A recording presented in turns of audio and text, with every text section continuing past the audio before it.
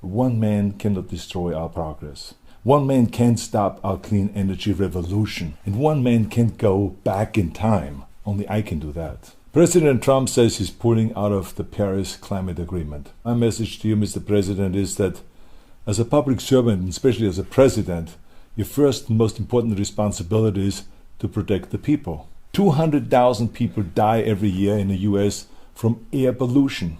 And half of our rivers and streams are too polluted for our health. We can't sit back and just do nothing while people are getting sick and dying, especially when you know there's another way. Mr. President, I know that it can be easier and more comfortable to look backwards. And to many people, the past we know is less scary than the future that we don't know. But some of us know what a clean energy future looks like. And it isn't scary. We have seen it in cities and states and all over the world. In fact, we know that the dirty energy future with asthma, emphysema, and cancer is much, much more terrifying. So please, Mr. President, choose the future. No one remembers the people who told President Kennedy not to go to the moon. We remember the great leaders. The great leaders that don't walk backwards into the past, but great leaders that charge forward towards the future. You see, the people will rise up. Local and state governments will rise up. Other leaders from local government will rise up and fill the void that you are creating.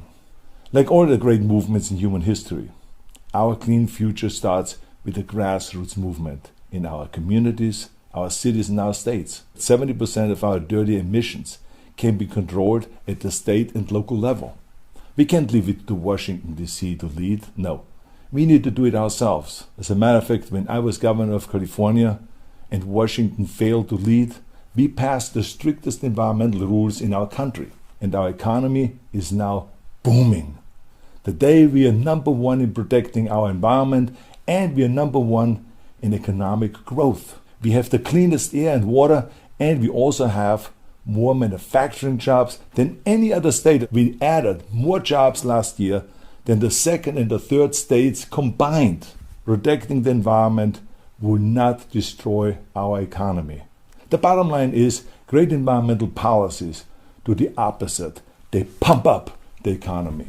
Share this video if you think it's time to start a grassroots revolution to save our planet.